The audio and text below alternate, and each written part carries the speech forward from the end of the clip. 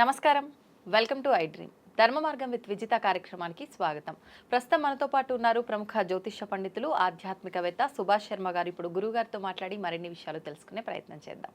నమస్కారం గురుగారు. శ్రీమాత్రి నమః. గురుగారు, హోలీ పండగ రాబోతోంది, వచ్చేసింది. ఏంటి ఆ రోజు ఆచరించాల్సిన విధి విధానాలు ఏంటి? నిజంగా ఆ రోజుని మనం ఉపయోగించుకునే, అంటే నేను విన్నంత వరకు ఆ రోజు దైవారాధనకు చాలా మంచిది అని చెప్పి విన్నాను. నిజమేనా? అసలు ఏం చేయాల్సి ఉంటుంది ఆ రోజంతా కూడా? తప్పకుండా తెలియజేస్తాము. ముందుగా ప్రేక్షకులందరికీ శ్రీమాత్రే నమః, శ్రీ గురుభ్యో నమః. జ్ఞాని నామ్నపి చేతాంసి దేవి భగవతి హిసా బలాయ కృష్ణమోహాయ మహామాయ ప్రయశ్చతి. చూస్తున్నటువంటి వీక్షిస్తున్నటువంటి ప్రేక్షకులందరికీ కూడా హోలీ పౌర్ణమి శుభాకాంక్షలు. ఇక్కడ హోలీ పౌర్ణమి, ముందుగా మొట్టమొదటిగా పౌర్ణమి. మనకు చతుర్దశియుక్త పౌర్ణమి కలిసి వచ్చినప్పుడు కామదహనం జరుగుతుంది. అంటే ఇది కృతయుగం నుంచే ప్రారంభమైనటువంటి హోలీ పండగ. హోళిక అనేటటువంటి రాక్షసి భక్త ప్రహ్లాదుని అగ్నిలో వేయడానికి ప్రయత్నం చేస్తున్నప్పుడు ఆ హోళిక అనేటటువంటి రాక్షసి దహించుకుపోయి ప్రహ్లాదుడు మాత్రం బయటకు వచ్చాడు. కాబట్టి దీన్ని హోళికా పౌర్ణమి అని పిలవడం జరుగుతుంది. రాబోయేటటువంటి యుగాల్లో కృతయుగంలో ఒకలాగా, త్రేతాయుగానికి వచ్చేలాగా ఒకలాగా, ద్వాపర యుగానికి వచ్చేసరికి అనేక రకాలైనటువంటి విధి విధానాలు ఈ హోళీ రోజునే, అంటే పౌర్ణమి రోజునే జరగడం జరిగింది. అందుకే దీన్ని హోళీ పౌర్ణమి అని చెప్పడం జరిగింది. అలాగే ఈ హోళీ పౌర్ణమి రోజున కూడా మనకు ఈ సంవత్సరం విశేషంగా కేతుగ్రస్త చంద్రగ్రహణం కూడా ఏర్పడబోతుంది. అయితే కేతుగ్రస్త చంద్రగ్రహణం ఏర్పడడంతో పాటు ఈ యొక్క సంవత్సరము ఈ నెలలోనే 2 గ్రహణాలు ఏర్పడుతున్నాయి. అందుకే గ్రహణ కాలం అనేటటువంటిది చాలా విశేషమైనటువంటి ముహూర్తం.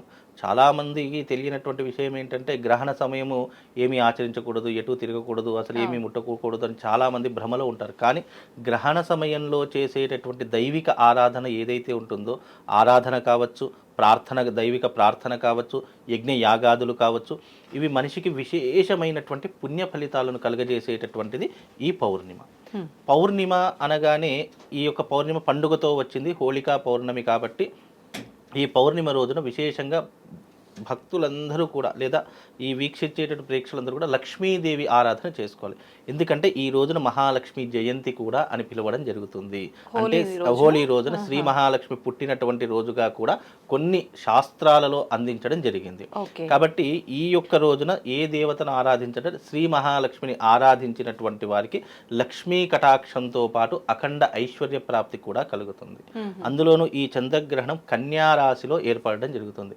కాబట్టి మొట్టమొదటిగా కన్యారాశి వారు ఈ యొక్క గ్రహణ కాలంలో తప్పకుండా అమ్మవారి యొక్క ఆరాధన చేసుకోవాలి. అలాగే మేషరాశి వారు ఈ అమ్మవారి యొక్క ఆరాధన చేసుకోవాలి.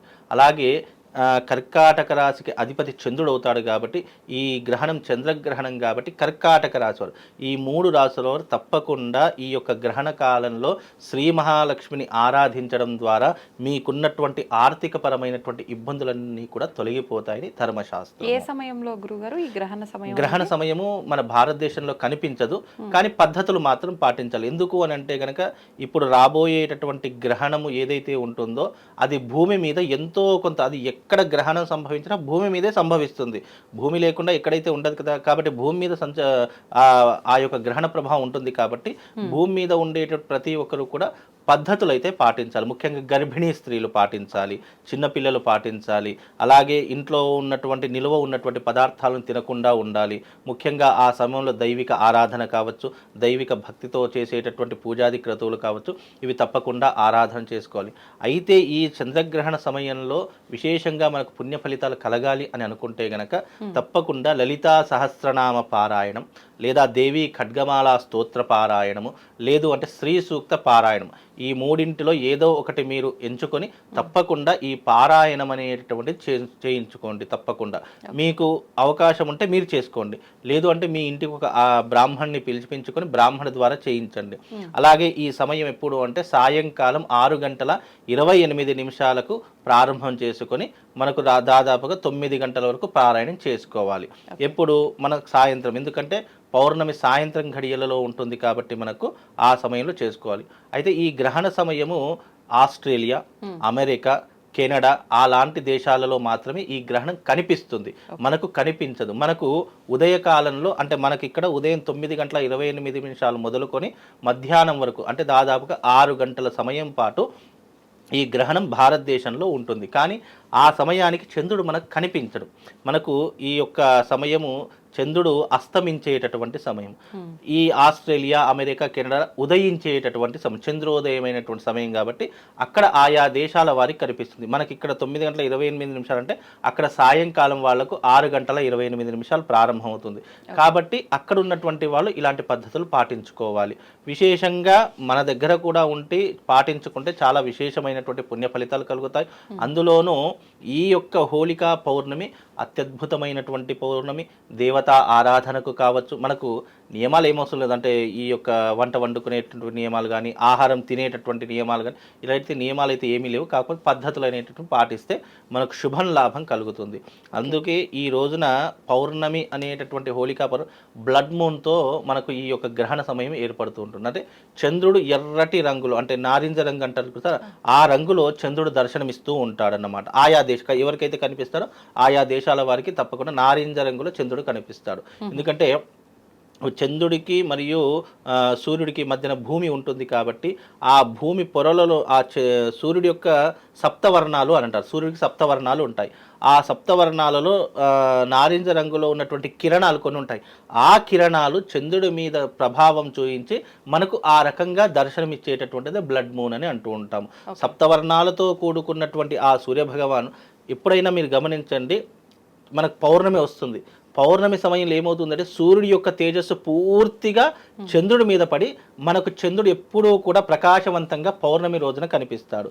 ఈ పౌర్ణమికి ఈ యొక్క చంద్రుడికి సూర్యుడికి మధ్యన భూమి ఏర్పడుతుంది కాబట్టి ఈ భూమి నుంచి వచ్చేటటువంటి సందర్భాల్లో కేవలము సూర్యుడి యొక్క సప్తవర్ణంలో ఉన్నటువంటి నారింజ రంగులో ఉన్నటువంటి కిరణాలు మాత్రమే దాని మీద ఏర్పడి అది బ్లడ్ మూన్గా మనకు కనిపిస్తుంది. కాబట్టి ఇది చాలా విశేషమైనటువంటి పౌర్ణిమ. అందులోనూ శుక్రవారం రావడం, అందులోనూ లక్ష్మీదేవి పుట్టిన వారం రావడము, ఇది చాలా అత్యద్భుతమైనటువంటి యోగము. ఈ యోగంలో దేవతా ఆరాధన చేసుకున్న, విశేషంగా లక్ష్మీదేవి ఆరాధన చేసుకున్న వాళ్ళందరికీ కూడా అమ్మవారి యొక్క దయ వల్ల అష్టలక్ష్మి కటాక్షం కలుగుతుంది, సిరి సంపదలకు కొలువై ఉంటుంది. ఆ రోజున విశేషంగా మీ ఇంట్లో శివారాధన కావచ్చు, లేదు అంటే శ్రీచక్రార్చన కావచ్చు, ఇలాంటివి చేసుకోవడం ద్వారా కూడా మనకు శుభము లాభంతో పాటు అదృష్ట యోగం కూడా కలుగుతుందమ్మా. అయితే విశేషంగా ఈ యొక్క శుక్రవారము లక్ష్మీ జయంతి వస్తుంది కాబట్టి మీ ఇంటి యందు లక్ష్మీ దీపాన్ని వెలిగించుకోండి. లక్ష్మీ దీపము అని అంటే గనక ఒక విస్తరాకులో కానీ ఒక పళ్ళెల్లో కానీ చక్కగా ఉప్పు తీసుకోండి. ఉప్పు అంటే లక్ష్మీప్రదమైనటువంటిది అని అర్థము. కాబట్టి ఉప్పు తీసుకొని ఆ ఉప్పు మీద 2 దీప ప్రమిదలు, మట్టితో ఉన్నటువంటి దీప ప్రమిదలు పెట్టుకొని దాంట్లో ఆవు నేతి కానీ, లేదు అని అంటే గనక నువ్వుల నూనె కానీ పోసి దాంట్లో వత్తులు వేసి ఆ యొక్క దీపాన్ని వెలిగించండి. అలా వెలిగించడం ద్వారా ఈ పౌర్ణమి రోజున మీ ఇంట్లో ఉన్నటువంటి దారిద్ర్య లక్ష్మి వెళ్ళిపోతుంది. అదృష్ట లక్ష్మి మీ ఇంట్లోకి రావడానికి ఇది చాలా అద్భుతంగా ఉపయోగపడుతుంది. మళ్ళీ ఈ పౌర్ణమి అనేటటువంటి ఈ యొక్క సందర్భం అనేటటువంటిది మళ్ళీ 108 సంవత్సరాల దాకా ఈ అదృష్టమైనటువంటి యోగం రాదు. ఇది చాలా అద్భుతంగా ఖగోళంలో జరిగేటటువంటి ఒక అద్భుతమైనటువంటి వింత ఈ గ్రహణము. కాబట్టి ఈ గ్రహణ సమయంలో చేసేటటువంటి ఈ యొక్క రెమెడీ మీ జీవితాన్ని అద్భుతంగా మార్చేస్తుంది. కాబట్టి మీకు అప్పుల బాధలున్నా, అనారోగ్య సమస్యలున్నా, ముఖ్యంగా మీకు ఆర్థికపరమైనటువంటి ఇబ్బందులున్నా ఈ యొక్క విధానాన్ని తప్పకుండా ఆచరణ చేసుకోండి.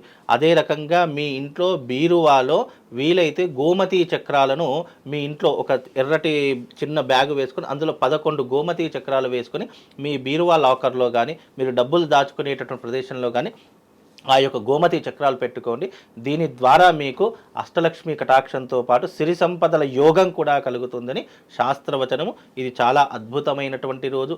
ఈ మాసంలో పాల్గొన మాసం మనకు ఈ మాసము ఆఖరి మాసము. 12 మాసాల్లో పాల్గొన మాసం ఆఖరి మాసం కాబట్టి మళ్ళీ మనకు కొత్త సంవత్సరం ఉగాది ప్రారంభమవుతుంది, విశ్వవసు నామ సంవత్సరం కాబట్టి తప్పకుండా ఈ ఆఖరి మాసంలో మీరందరూ కూడా ఈ యొక్క యోగాన్ని అనుభవించేటటువంటి ప్రయత్నం చేసుకోండి.